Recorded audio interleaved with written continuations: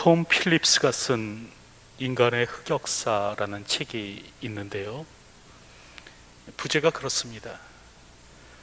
인간의 욕심은 끝이 없고 똑같은 실수를 번복한다. 인간은 호모사피엔스, 즉 현명한 인간이라 불리지만 자기 본성에 따라서 끊임없이 실수와 잘못을 되풀이한다는 겁니다.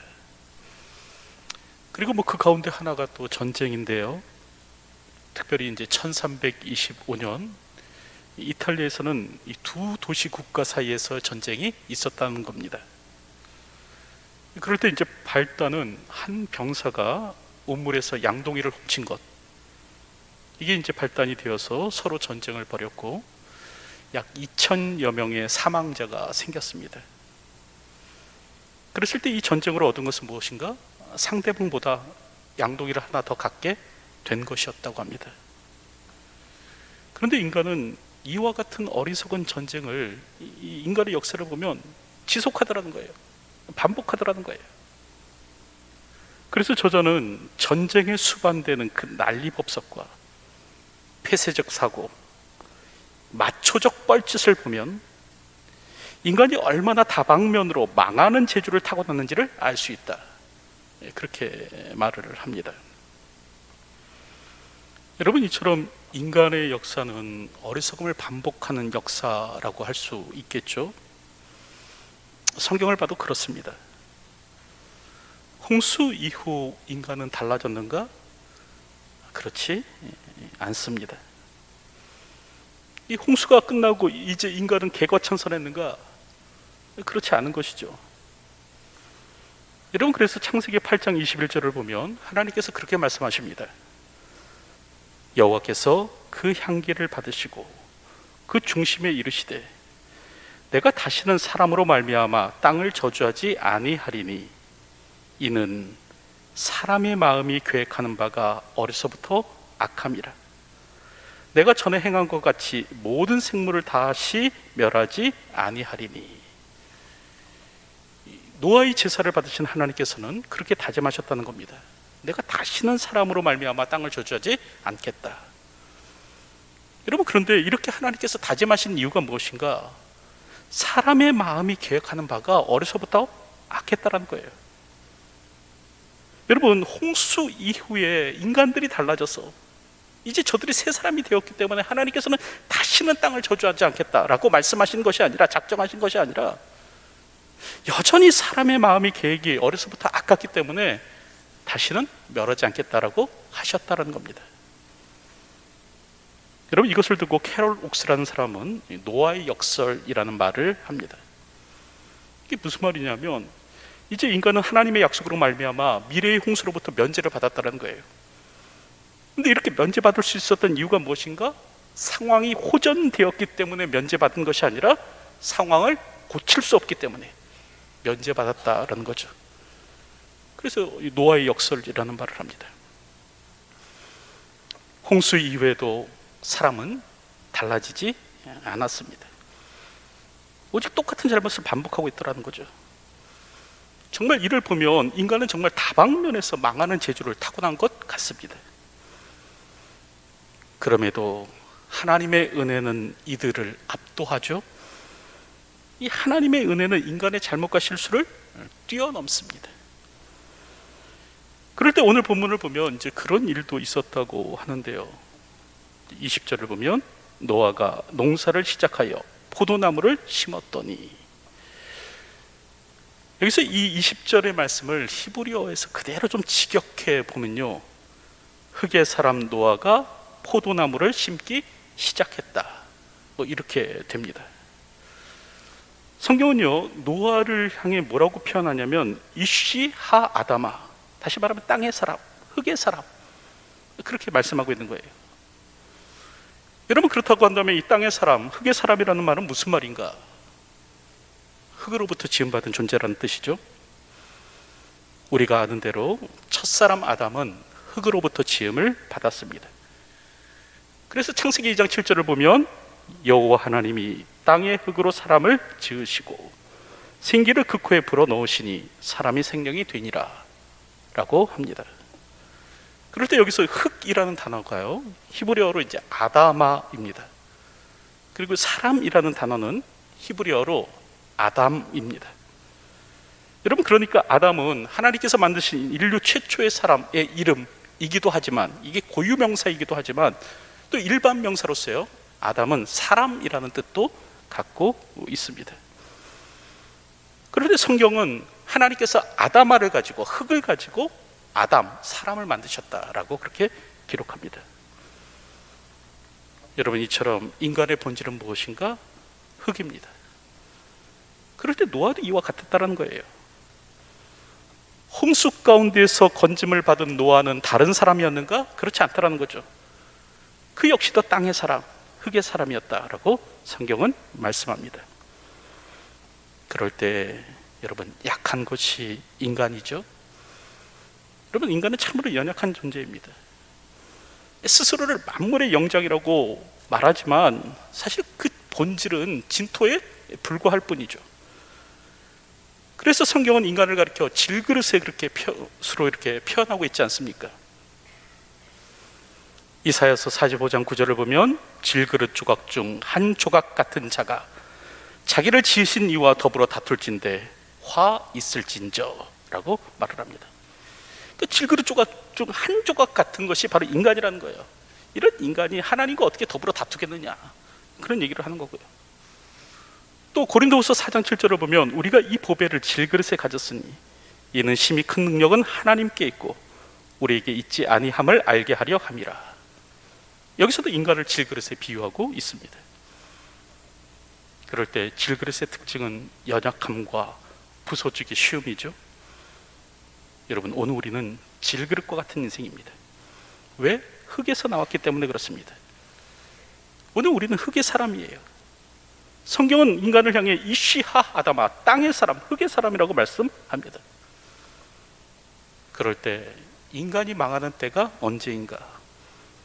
스스로가 흙의 사람임을 잊을 때입니다. 다시 말하면 흙으로부터 지음받은 존재임을 잊을 때이죠. 스스로가 흙에서 창조된 존재임을 잊고 스스로 하나님과 같이 되고자 할 때 인간은 망하는 겁니다. 언제 죽음이 찾아왔는가? 바로 인간이 교만하여 하나님과 같이 되고자 할 때 찾아왔습니다. 여러분, 성경은 하나님을 떠난 자의 결말이 무엇인지를 오늘 우리에게 말씀하여 주시죠. 이 땅의 사람임을 잊을 때 인간이 결국 겪게 돼야 될 그 비극이 무엇인가를 오늘 우리에게 알려주십니다. 철학자 헤겔이 그런 말을 했죠. 인간은 역사로부터 아무것도 배우지 못한다는 것을 역사로부터 배웠다, 그런 말을 했어요. 여러분, 오늘 우리는 교만의 비극이 무엇인지를 역사로부터 배울 줄 알아야 하고요, 이 교만할 때 망하게 됨을 오늘 우리는 이 성경을 통해 또 인간의 역사를 통해서 오늘 우리는 기억할 수 있어야 됩니다. 하나님 없이 살 수 없는 것이 인간입니다. 하나님을 떠나서는 안전할 수 없는 것이 사람입니다. 그러므로 오늘 우리는 하나님 앞에 겸손해야 합니다. 하나님 앞에 마음을 낮출 수 있어야 하죠. 하나님은 겸손한 자를 축복하십니다. 겸손한 자에게 은혜를 베푸십니다. 겸손한 자를 존귀케 하십니다. 여러분, 인간을 가리켜서 영어로 휴먼이라고 하는데요, 여러분, 이 휴먼이라는 단어는 흙을 뜻하는 라틴어 후무스에서 나왔습니다. 그리고 이 후무스라는 단어는요, 또 휴밀리티, 겸손이라는 말을 또 낳게 합니다. 오늘 우리는 우리가 땅의 사람임을 알고 늘 겸손함으로 살 수 있어야 한다라는 것이죠. 여러분, 이처럼 성경은 노아를 향해 흙의 사람으로 이렇게 소개하고 있는데, 그러다 보니까 오늘 본문을 보면 노아는요, 이 흙의 사람으로서 어쩔 수 없는 인간적인 약함을 드러내더라라는 겁니다. 포도주를 마시고 취하여 장막 안에서 벌거벗고 자는 겁니다. 사실 이러한 기록은 오늘 우리를 몹시 당황케 하죠. 홍수 이전에는 거의 순백의 의인처럼 보였는데 이 홍수 이후에 술에 취해서 벌거벗고 누웠다니, 사실 성경은 여러 곳에서 술의 위험성을 말씀합니다. 민수기 6장을 보면 그래서 나시린은 술이나 포도 열매를 먹지 못하도록 하고 있고요. 또 에스겔서 44장을 보면 제사장들은 이 안뜰에 들어갈 때, 성전에 들어갈 때 포도주를 마시지 말 것을 말씀합니다. 또 사무엘상 25장을 보면 이 다윗의 호의를요, 이 술 취한 나발이 결국 욕보이다가 죽임당하는 그런 내용이 기록되어 있고, 또 에스더스 1장을 보면 그 아하수에로 왕이 술에 취해서 왕비를 불러내는 그런 또 실수를 하는 것이 기록되어 있습니다. 여러분, 이처럼 성경은 술의 위험성을 경고하시는데, 그래서 에베소서 5장 18절을 보면 뭐라고 말씀합니까? 술 취하지 말라, 이는 방탕한 것이니. 이 술 취함과 방탕을 서로 연결하여 말씀합니다. 술 마시면 지옥 가나? 여러분, 그렇지 않습니다. 하지만 술 취함은요, 여러분, 경건한 삶에 큰 장애가 되는 겁니다. 그래서 오늘 본문을 보십시오. 노아가 어떻게 합니까? 포도주에 취해 갖고요, 부끄러운 모습을 보이는 거예요. 자식 앞에 벌거벗은 모습을 드러내죠. 그럴 때 함은 아버지 하체를 보고 그것을 두 형제에게 알렸다라고 그렇게 말씀합니다. 여기서 이 보다라는 말은요, 히브리어로 라인데, 이 말은 그 아무 의도 없이 우연히 본 것을 뜻하는 말이 아닙니다. 여기서 이 보다라는 말은 뭐냐면 찾으면서 보다라는 말이에요. 그래서 아가서 1장 6절을 보면 영어 성경은 이 말을 응시하다라는 말로 그렇게 번역하고 있습니다. 함은 아버지의 벌거벗은 모습을 응시했어요. 쳐다봤어요. 의도적으로 봤습니다. 여러분, 이는 아버지의 사생활을 침해하는 것으로 일종의 이제 관음증이라고 말할 수도 있겠죠. 이는 다른 사람의 위험을 침범하는 행위입니다. 옷의 기능은 단지 더위와 추위를 막는 것에만 있지 않습니다. 옷은 사람의 치부를 가리우고 또 권위를 세우는 역할을 합니다. 그래서 법관들이 법복을 입는 거예요. 그리고 의사들이 가운을 입는 거죠. 여러분, 사람의 옷은 그 사람의 권위를 드러냅니다. 그럴 때 이 아버지의 벌거벗은 모습을 의도적으로 보았다는 건 뭐냐면 아버지 권위에 대한 도전이에요. 아버지 권위를 비웃는 행동입니다. 그리고 이것을 그의 형제들에게 알렸죠.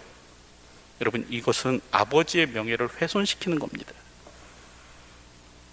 여러분, 그럴 때 셈과 야벳은 조금 달랐는데요, 이 노아의 이 아버지의 벌거벗음을 듣고 옷을 가져다가 자기들 어깨에 맵니다. 그리고 뒷걸음질 쳐서 들어가는 거예요. 그리고 아버지의 하체를 덮고 얼굴을 돌이켜 그의 아버지의 하체를 보지 않고 다시 나옵니다.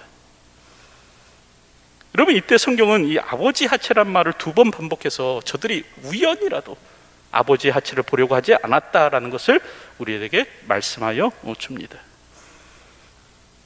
그럴 때 성경을 보면 이런 행동을 했던 야벳과 셈은 복을 받았고 함은 저주를 받게 되었다라고 말씀합니다. 가나안은 저주를 받아 그의 형제의 종들의 종이 되기를 원하노라 하고, 또 이르되 셈의 하나님 여호와를 찬송하리로다. 가나안은 셈의 종이 되고 하나님이 야벳을 창대하게 하사 셈의 장막에 거하게 하시고 가나안은 그 종이 되게 하시기를 원하노라. 여러분, 여기서 오늘 우리가 한 가지 기억해야 될 것은 뭐냐면 허물을 들춰내는 자가 아니라 허물을 가려주는 자가 복의 대상이다라는 겁니다. 여러분, 오늘 우리는 모두 다 땅의 사람입니다. 흙으로 만들어진 사람들이에요. 그러다 보니까 태생적으로 실수를 하곤 합니다. 노아 역시도 마찬가지였죠. 오늘 성경을 보면 노아도 실수를 하더라는 거죠. 여러분, 그럴 때 오늘 우리는 우리 자신에게는 엄격할지라도, 자기 스스로에 대해서는 좀 엄격할지라도 이 타인의 약점이나 타인의 실수에 대해서는 좀 너그러울 수 있어야 한다라는 겁니다. 물론 너그러워라, 이 타인의 허물을 가려주라라는 말은 뭐냐면 뭐 죄를 방조하라, 불의에 편승하라, 뭐 그런 말이 아닙니다. 뭐 공군에서 그랬던 것처럼 성추행이 일어나니까 이걸 없던 일로 은폐하려고 하라, 뭐 그런 것처럼 그렇게 해라, 그런 말이 아니에요. 마태복음 18장 15절부터 17절을 보면 성경은 그렇게 말씀하죠. 내 형제가 죄를 범하거든, 죄를 범하면 가서 너와 그 사람만 상대하여 권고하라. 만일 들으면 내가 내 형제를 얻을 것이요, 만일 듣지 않거든 한두 사람을 데리고 가서 두세 증인의 입으로 말마다 확증하게 하라. 만일 그들의 말도 듣지 않거든 교회에 말하고, 교회의 말도 듣지 않거든 이방인과 세리같이 여기라 말씀합니다. 이게 범죄라고 한다면, 사람의 영혼을 파멸케 하는 죄라고 한다면 돌이켜 회개할 수 있도록 도와줘야 된다는 거예요. 하지만 그게 아니라 이게 단지 그 인간적인 약점입니다. 사람의 실수죠. 땅의 사람이 가지는 필연적인 한계입니다. 그런 것이라면 지적하고 떠벌리는 것이 아니라 허물을 가려줄 수 있어야 된다라는 거죠. 막 성격이 급해서 불같은 성격의 사람이라고 한다면, 또 뭐 성격이 막 느긋해서 도통 일의 진도가 나가지 않는 것이라고 한다면, 이런 인간으로서 가지는 약점이요, 범죄가 아니라 사람이기 때문에 가지는 그런 약점이라고 한다면, 여러분 그것은 덮어줄 수 있어야 된다는 겁니다. 그러니까 셈과 야벳이 뒷걸음질 쳐서 옷으로 그의 아버지의 부끄러움을 덮어준 것처럼 상대의 부끄러움을 덮어줄 수 있어야 한다라는 것이죠. 우리는 다 땅의 사람입니다. 한계 많은 사람이죠. 실수는 누구나 합니다. 그럴 때 이 타인의 실수를, 범죄가 아닌 이 실수를 찾고 또 찾으려고 해서는 안 된다는 겁니다. 이 사람의 한계를 보면서 이것을 가지고 이 사람에게 말하고 저 사람에게 말하고 실수를 떠벌려서는 안 된다는 거죠. 사실 이런 일을 하는 까닭은 뭐냐면, 여러분 우월감 때문에 그렇습니다. 간혹 사람들은 다른 사람의 잘못을 지적함으로 상대적 우월감을 느낀다고 합니다. 그 다른 사람을 비판하는 것에서 스스로를 의롭다라고 여긴다라는 것이죠. 한 번은 그 최진석 교수가 그 세월호 사건이 있은 다음에 침울한 마음에 북한산을 올랐다고 합니다. 그때 이제 자신 앞에 4명의 남자가 지나가고 있는데 그런 얘기를 나누더라는 거예요. 그렇게 큰 배가 안전 운항하기 위해서는 지켜야 될 규정이 수백 가지가 될 텐데, 그러나 그 가운데서도 대여섯 가지만이라도 제대로 지켰으면 그 정도 사고는 이어지지 않을 거다, 그런 말을 막 하더랍니다. 그러자 모두가 막 이구동성으로 규정 지키지 않은 그 선박 회사에 대해서 막 불만을 토하고 분노했죠. 그런데 재밌는 것은 이렇게 규정을 지키지 않는다고 해서 분노하던 사람들이 난간을 넘어 계곡으로 들어가지 마시오 라는 규정을 어기고 결국 계곡으로 내려가서 맥주를 마시더라는 거죠. 여러분, 남의 잘못을 비판하고 꾸짖는다고 해서 그 사람이 의로운 사람이 되는 건 아닙니다. 옳고 그름을 따진다고 해서 그 사람을 향해 의롭다라고 말할 수 있는 것은 아니죠. 그럼에도 불구하고 사람들은 남을 비판하고 꾸짖으면 나는 괜찮은 사람이다, 스스로를 그렇게 생각하는 경향이 있습니다. 그래서 감옥의 죄수도요, 동료 죄수의 죄에 대해서는 비판한다고 합니다. 심지어 그 흉악범들도 성폭행하고 들어온 사람들은 두들겨 팬대요. 여러분, 불의에 대해서 울분을 토하는 자가 의로운 자가 아니라 살아내는 자, 살아내는 사람이 의로운 사람입니다. 성토하는 자가 의로운 자가 아니라 작은 안전 규정이라도 지키는 사람이 의로운 사람이죠. 예수님께서는 너희가 비판하는 그 비판으로 너희가 비판을 받을 것이요, 너희가 헤아리는 그 헤아림으로 너희가 헤아림을 받을 것이다 라고 말씀하십니다. 여러분, 인간의 죄가 아니라 인간의 약함이라고 한다면 그건 비판의 눈이 아니라 애정의 눈, 긍휼의 눈으로 바라볼 수 있어야 됩니다. 왜 그래? 어떻게 그럴 수가 있어? 가 아니라 그럴 수도 있지라고 해야 합니다. 꿀 한 방울이 쓸개즙보다 더 많은 파리를 잡는다고 합니다. 거센 바람이 아니라 따뜻한 햇님이 나그네의 외투를 벗겼습니다. 여러분, 불의에 대해서는 맞서십시오. 하지만 그게 인간적인 실수일 때는 여러분 너그럽게 넘어가셔야 해요. 불의한 세력에 대해서는 맞서야 되지만 자신의 옷에 커피 흘린 그 직원에 대해서는 여러분 너그럽게 대하셔야 됩니다. 근데 불의한 정권에 대해서는 침묵하면서 자기 옷에 커피 흘린 직원의 뺨은 때리죠. 손영호 목사님이란 분이 그런 글을 쓰셨습니다. 그저 그러려니 하고 살자. 인생길에 내 마음에 꼭 맞는 사람이 어디 있으랴. 난들 또한 다른 사람의 마음에 그리 꼭 맞으랴. 사람에 대해서 못마땅해 하지 말라는 거예요. 나 역시도 그 사람 마음에 꼭 들게 사는 것은 아니다라는 거죠. 그냥 그저 그러려니 하고 살자. 내 귀에 들리는 말들 어찌 다 좋은 말뿐이랴. 내 말도 더러는 남의 귀에 거슬리리니. 남의 말이 내 귀에 거슬리는 것처럼 여러분 내 말도 다른 사람 귀에 거슬릴 수 있다는 거예요. 그냥 그저 그러려니 하고 살자.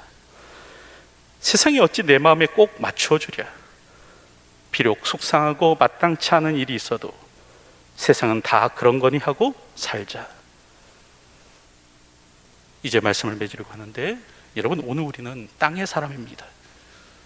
흙으로 지음받은 존재이죠. 그럴 때 오늘 우리가 해야 될 일은 무엇인가? 첫째로요, 겸손함으로 살아야 됩니다. 하나님 앞에 자신을 낮춰야 되죠. 인간이 망하는 때는 자신이 땅의 사람임을 잊는 때입니다. 스스로 교만하죠? 높아지려는 때죠.